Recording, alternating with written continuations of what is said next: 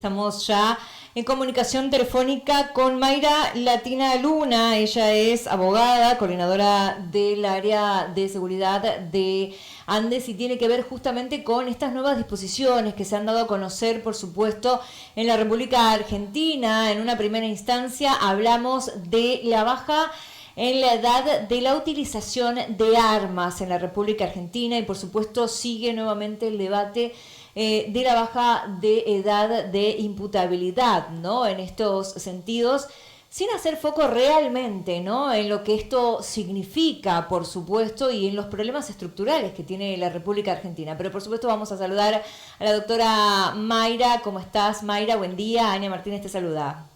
Hola, buen día. Un gusto estar con ustedes.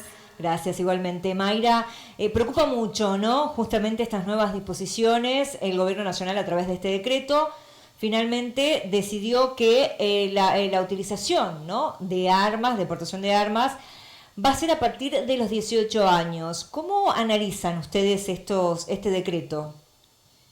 Sí, es muy preocupante para nosotras y en verdad forma parte de esta línea de la política nacional de seguridad y bueno, y provincial también, ya un poco el actual presidente lo venía anunciando desde la campaña, la liberación de armas,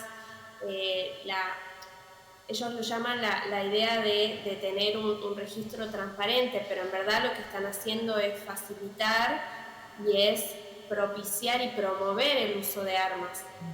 Entonces nos preocupa mucho porque primero que puede generar condiciones para una mayor circulación ilegal de armas, incluso el hecho de que se pueda adquirir mayor cantidad de armas de manera legal hace que sea más posible que luego sean introducidas en el mercado ilegal, pero además porque observamos que frente a un panorama de una crisis económica y social tan marcada, que la propuesta para los jóvenes, muchos en situación de desempleo, con altas tasas de desempleo que tiene nuestro país, que la propuesta para los jóvenes sea poder adquirir armas de manera más simple o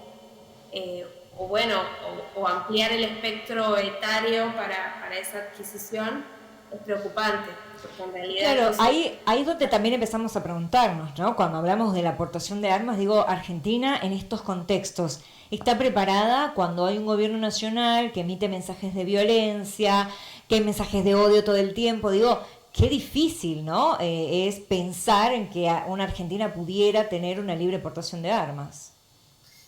Sí, Argentina ya en general venimos, o la idea era caminar hacia el desarme, porque el desarme es una medida en términos de prevención de hechos delictivos, sobre todo de homicidios, que es por ahí el delito que más preocupa a la sociedad y sin duda porque está puesto ahí en juego la vida de las personas. Y una propuesta, una medida, una política pública en términos de prevención es justamente el desarme. Son controles más restrictivos, es restringir el acceso lo más que se pueda a las armas. Porque esto en un contexto de, como te decía, de crisis, lleva a que cualquier discusión pueda terminar en un homicidio, inevitablemente. Y además estamos hablando de una población, de una porción de la sociedad que todavía está en desarrollo, a la que todavía hay que acompañar, para la que hay que tener otras propuestas como Estado, que tienen más que ver con el acceso a la terminalidad educativa para quienes no han podido terminar la escuela, el acceso a la formación laboral y a un empleo pago, el acceso a la vivienda, el acceso a la salud. Hay un montón de problemas que está enfrentando la juventud argentina en este contexto tan grave y esta no es una medida adecuada. Sí, el tema del desempleo en los jóvenes es muy preocupante y sobre todo porque siguen existiendo empresas que piden con 18 años experiencia laboral, ¿no? Uno se pone a pensar justamente en estas situaciones en donde, bueno, inician, ¿no?, su etapa laboral en muchos casos. Aquellos que estudian, que no estudian, terminan, digamos, de esta manera. Entonces también habría que hacer muchas modificaciones para que en el ámbito laboral haya mayor contención también, sobre todo. Sí, por supuesto, y además, de verdad entiendo que para empezar a hablar de juventud hay un montón de otros aspectos mucho más críticos que ofrecerles el acceso a armas de fuego. Y ahí retomar con el hecho de que Argentina no es un país particularmente violento, al margen de las situaciones muy específicas que atraviesa, por ejemplo, la provincia de Rosario en relación al narcotráfico. No somos un país con altas tasas de homicidios por arma de fuego, no somos un país con altas tasas de homicidio en general. Entonces, caminar hacia una mayor circulación de armas es propiciar también que crezca ese número de delitos. Entonces, es verdaderamente preocupante, en paralelo a que, por un lado, se habilita el acceso a armas y, por otro lado, también la discusión de la baja edad de punibilidad. O sea, estamos buscando cómo introducir a los adolescentes y a los jóvenes al circuito penal, pareciera. Sí, totalmente. Bueno, y ya que hablamos de este tema, Javier Milei en su discurso volvió a tocar el tema de la baja de la imputabilidad, ¿no?, en donde se van a contemplar entre 13 y 18 años de que sean imputados, ¿no?, los jóvenes, que esto también termina siendo un problema que en realidad es como sacarse un problema de encima, ¿no?, antes de hacer foco en lo que realmente necesitan esos jóvenes de esas edades.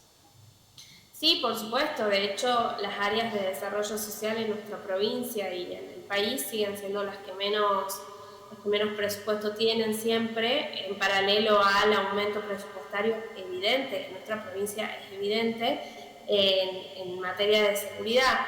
Los adolescentes que están en conflictos con la ley penal requieren de una intervención fuerte de las áreas proteccionales, la dirección de familia en nuestro caso, para evaluar, como vos decís, qué es lo que está pasando con ese adolescente, con ese niño, qué está sucediendo en ese grupo familiar y de qué manera, justamente pensando en la prevención, se puede lograr encauzar el proyecto personal de ese adolescente. Ese debería ser el foco y ese es el foco que manda también nuestro marco normativo, pero bueno, es un marco normativo que desoye el gobierno nacional. Ahora, digo, hay muchas cuestiones que realmente preocupan muchísimo, ¿no? Estas leyes, la ley de reiteradas, ¿no? Las cárceles en Argentina no están preparadas para una reinserción, ¿no?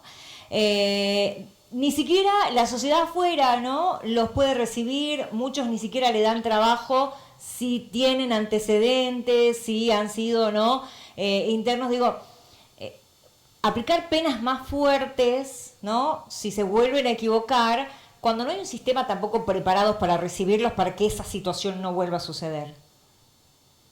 No, la crisis carcelaria en nuestra provincia, por ejemplo, alcanzó un nivel ya de emergencia, en todos los aspectos, de crisis humanitaria directamente. Entonces, nosotros sí venimos analizando que, al margen de todas las condiciones que tiene que asegurar el Poder Ejecutivo, el Servicio Penitenciario, acerca de cómo tiene que ser un alojamiento respetuoso, también hay una responsabilidad del Poder Judicial en una sobreprisionalización de las personas, cuando en paralelo el mismo gobierno provincial nos está anunciando que las tasas de criminalidad están bajando, que de hecho vienen bajando incluso desde antes de este gobierno y esta gestión más punitivista.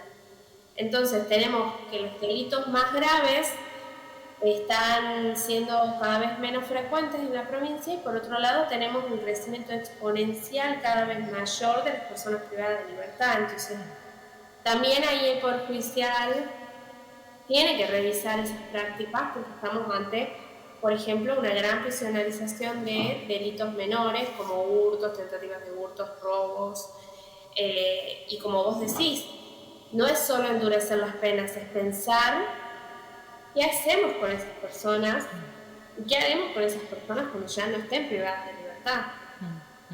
Y bueno, un poco también estamos generalizando, porque bueno, hay algunas excepciones, hay algunas cuestiones como siempre, ¿no? En muchas situaciones, pero digo, se tiene que pensar en un todo, en la situación social sobre todo, ¿no? Y bueno, como vos decís, Argentina Tucumán no es una isla dentro de todo este sistema. Se habla mucho también de las reformas policiales, ¿no? Que se van a comenzar a aplicar. Digo, darle más poder a las fuerzas ayuda, dificulta, las fuerzas pueden hacer uso de poder, no pueden hacer uso de poder, un poco relatando lo que la gente cuenta, por ejemplo, en Tucumán, en estos famosos trencitos, ¿no? Que vienen ocurriendo. Digo, ¿qué significaría esto? Bueno, los operativos, al menos en Tucumán, están siendo por fuera de toda legalidad.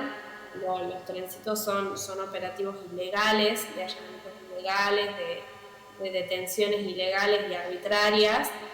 Hay una línea más punitivista y más del uso del poder de policía en contra de las personas, de los ciudadanos que debería proteger. A mí y desde Andes nos parece que esa línea de uso del poder es una línea muy insegura para toda la ciudadanía, que pone en riesgo a todos y a todas la posibilidad de que un policía pueda usar el arma de manera inadecuada, incluso tratándose de armas menos letales, porque las armas menos letales, cuando son mal usadas, pueden ser letales igualmente.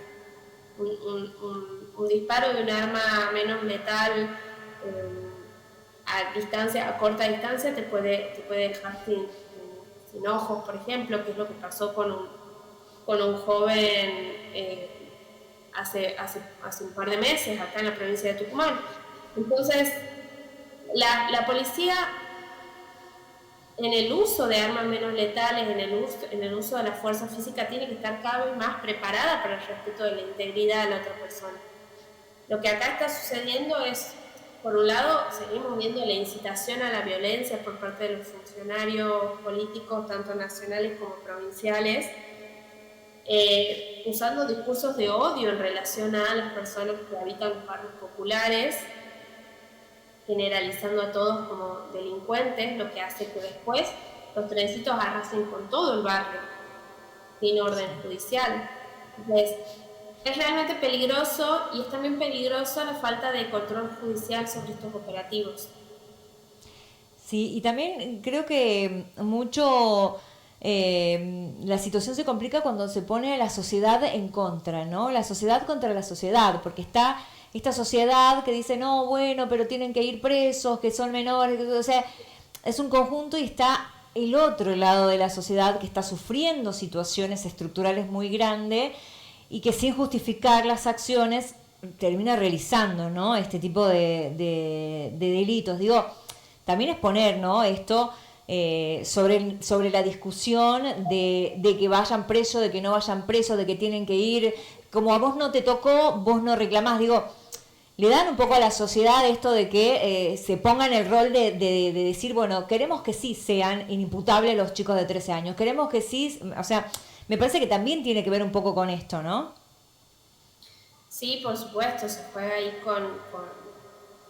son medidas muy demagógicas y que utilizan estas fórmulas que funcionan frente a una sociedad que por supuesto que tiene que reclamar seguridad, que por supuesto que tiene que reclamar presencia, y que las fuerzas policiales cumplan con su trabajo, que es muy importante.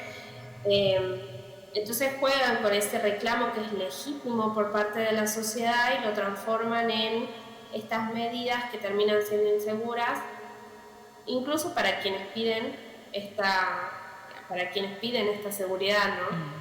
Totalmente, totalmente. Bueno, Mayra, la verdad que queríamos, ¿no? Justamente hablar sobre este tema porque termina siendo, ¿no? Hasta charlas en las sobremesas, charlas en los cafés, ¿no? Uno termina preguntándose si realmente estas medidas van a bajar los delitos, se van a bajar los crímenes, si realmente son medidas necesarias o habría que ajustar otras cuestiones, ¿no? Nuestro pronóstico no es muy favorable con este tipo de medidas. Sí venimos teniendo una baja como te decía, de ciertas tasas delictivas, que tiene que ver en realidad con políticas más de tipo social,